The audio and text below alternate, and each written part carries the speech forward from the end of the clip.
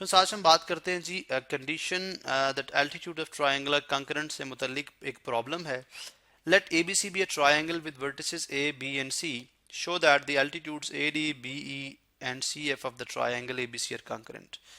हमने साबित ये करना है जी, फर्ज करें हमारे पास एक पहले हम ट्रायंगल को ड्रॉ कर लेते हैं। जो ट्रायंगल वर्टिसेस हैं इसको हम रफली जस्ट एक रफ सा स्केच हम इसका बना लेते हैं ताकि हमें समझ आ जाए कि हमें गिवन क्या है और हमने करना क्या है।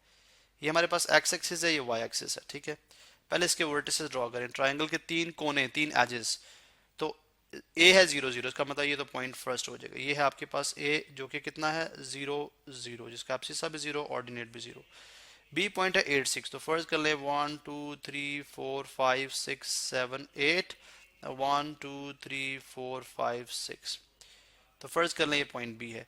सी पॉइंट है 12 0, इसको मैं लिख देता हूँ बी पॉइंट जो कि है 8 6 और सी पॉइंट है 12 0। तो यहाँ तक 8 9 10 11 12, ये पॉइंट है 12 12 0, ये पॉइंट है सी, ये पॉइंट है हमारे पास सी, ठीक है।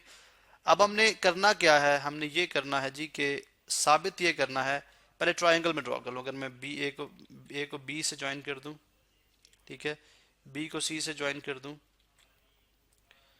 तो और इस तरह से ए को सी से ज्वाइन कर दूं, तो मेरे पास ये क्या बन जाएगी, एक ट्रायंगल बन जाएगी। मुझे प्रूव ये करना है कि ट्रायंगल के एल्टीट्यूड्स, पहले देखें ए से मैं अगर परपेंडिकुलर थ्रो करता हूँ बी सी साइड के ऊपर तो परपेंडिकुलर ऐसे जाता है, बल्कि हम मुख्तलिफ कलर ले लेते हैं। चलें, ए से अगर मैं परपेंडिकुलर थ्रो करता हूँ यानी वो यहाँ पे आके हिट करेगा, ठीक है। फर्ज कर लें ये है ए डी, बी से थ्रो करता हूँ तो बी से तो जाहिर है यहाँ पे आ रहा है, ठीक है। चलें, यहाँ पे आ रहा है, बी से परपेंडिकुलर यहाँ पे आ रहा है, ठीक है। और अगर मैं सी से थ्रो करता हूँ तो सी से परपेंडिकुलर यहाँ पे जाता है। चलें मैं दोबारा से करता हूँ। मैं चलें पहले बी का पॉइंट ड्रॉ कर लें। बी का कौन सा है, बी ई, ये एक दूसरा एल्टीट्यूड है। इस तरह यहाँ से थ्रो करें तो इस पॉइंट से गुजरेगा, ठीक है। चले मैं यहाँ से इसको रिमूव कर देता हूँ क्योंकि मेरे से बार बार ये इतना एक्यूरेट नहीं बन रहा। तो अगर मैं यहाँ से इसको एक्सटेंड कर लूँ, ठीक है, यानी बढ़ा दूँ इसको यहाँ से, तो मेरे पास क्या है, सी एफ, ये तीन एल्टीट्यूड है। अब ग्राफिकली तो हमें कुछ लग रहा है कि मतलब मैंने रफ से स्केच ड्रॉ किया कि ये एक ही पॉइंट से पास कर रहे हैं। अगर ये एक पॉइंट से पास कर रहे हैं तो इसका मतलब है ये कंकरेंट है।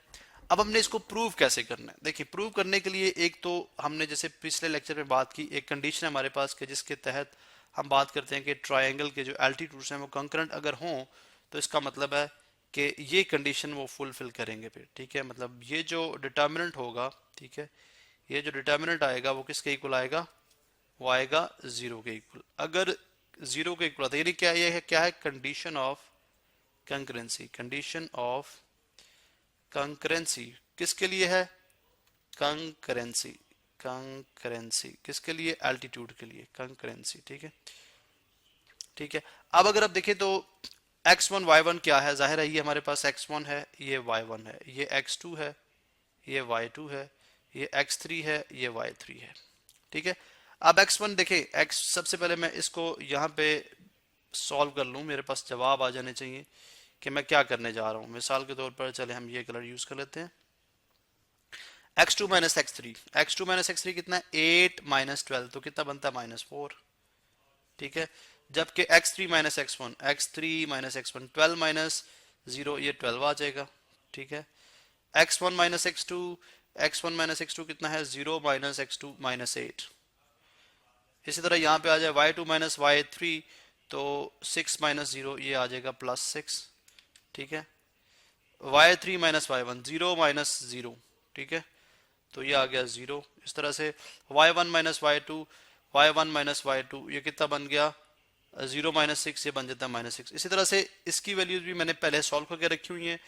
मेरे पास ये 0 आता है, ये -96 आता है और ये 96 आता है। अब मैं एनकरेज करता हूँ आप लोगों को कि आप जो है इस वीडियो को यहाँ पे पॉज करें और ये कैलकुलेशंस खुद से करें, ठीक है, कि आपका वाकई ये चीज़ आपके पास आ रही है नहीं आ रही।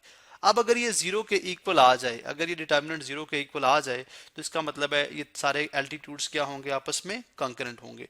अब मुझे ये इसको प्रूव करना है। फर्स्ट करिए मेरी लेफ्ट हैंड साइड है, इसको यहाँ से मैं क्या करता हूँ, कॉपी कर लेता हूँ और इसको मैं इसका डिटर्मिनेंट लेके हम देखते हैं कि क्या हमारे पास ये बराबर आते हैं या नहीं। ठीक है, चलें यहाँ पे मैं इसको पेस्ट करता हूँ और ये हमारे पास है left hand side, left hand side.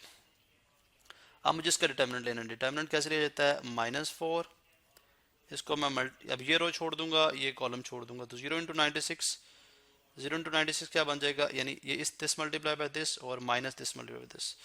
0 multiply by 96 0 ही बन जाएगा, कि 0 से जो भी चीज़ मल्टीप्लाई होती है 0 हो जाती है। Minus minus into minus plus, चलिए पहले -6 इंटू इस तरीके कर लें, -6 इंटू -96। ठीक है, ये तो हो गया। उसके बाद सेकंड पे चले जाएं, माइनस यानी सेकंड एंट्री के ऊपर, फर्स्ट रो के ऊपर जो सेकंड कॉलम है, -6 ये नेगेटिव होता है, -6 ये रो छोड़ देंगे, ये कॉलम छोड़ देंगे, ये रो छोड़ देंगे। अब इसका मतलब है इसको और इसको ले लेंगे 2/2 मैट्रिक्स में, तो ये बन जाएगा 12 मल्टीप्लाई बाय 96, सॉरी मैं लिखता हूँ 12 मल्टीप्लाई बाय 96 माइनस, उसके बाद -8 मल्टीप्लाई बाय -96।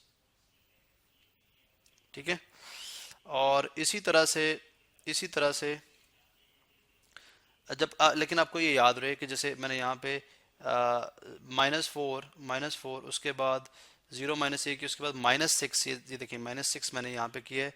ये सब थ्रू आउट कर होने के बाद, यानी सॉल्व होने के बाद हम इसको 6 से मल्टीप्लाई कराएंगे। ठीक है, इस तरह से लास्ट टर्म 0 है तो ज़ाहिर है उससे जो भी अब 0 है तो ये टर्म छोड़ दें, ये कॉलम छोड़ दें, इसको अब जो भी आंसर आएगा वो 0 से मल्टीप्लाई होने के बाद 0 ही हो जाएगा। अब हम देखते हैं जी -4, अब इन दोनों को मल्टीप्लाई करा लें पहले। ठीक है, इन दोनों को हम यहाँ पे मल्टीप्लाई करा लेते हैं। चलें जी, 96 मल्टीप्लाई बाय 6, 96 मल्टीप्लाई बाय 6 बनता है हमारे पास 576 मल्टीप्लाई बाय 4 करें तो ये हमारे पास बनता है 2304। कितना बनता है, 2304। मैं अब कंप्लीट लिख देता हूँ, 2304। किसको सॉल्व करने से, इसको सॉल्व करने से।